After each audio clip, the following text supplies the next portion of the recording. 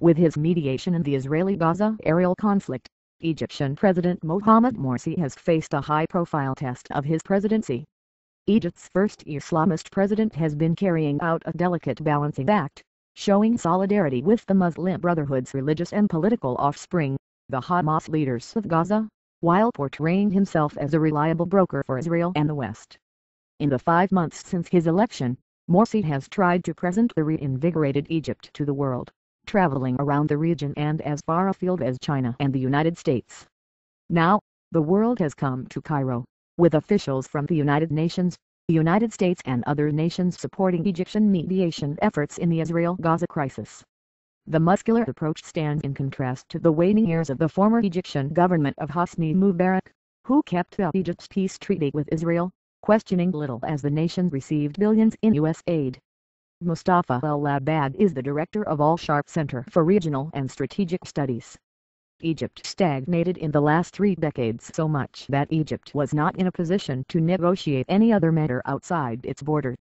Egypt has its own economic problems and it would be false to think that Egypt is going to have immediately the leadership in the Arab world.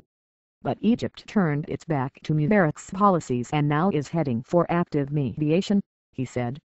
Morsi faces a more outspoken populace, even as he, too, counts on Western aid and investment to help the nation through its economic crisis. Protests in support of Gaza broke out across Egypt in the days after the conflict escalated, refueling resentment against Israel. Yet the reflexive anti-Zionist sentiment throughout the country is countered by practical concerns. Few here want an influx of poor, often militant Palestinians across Gaza's border into Egypt's Sinai, already struggling with a surge in lawlessness and extremism. It's a cold reality that has allowed Morsi to work well with both sides. Al-Sharq Center's El-Labad believes Israel also has an interest in cultivating Morsi, or rather, the group from which he rose, as the wave of the future. The strategic atmosphere and environment around Israel is shifting.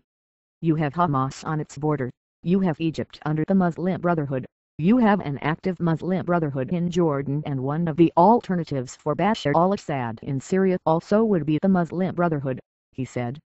In a twist, the Islamist leader has proved, in public, to be more moderate than another power player in the region, the leader of secular Turkey, Prime Minister Recep Tayyip Erdogan. The Turkish leader this week called Israel a terrorist state, effectively shutting himself out of any role as a mediator. Political observers have long touted the Turkish model of regional political and economic leadership as one for Egypt to emulate. But author Hassan Nafar, of Cairo University, says Egypt's new rulers are not likely to agree.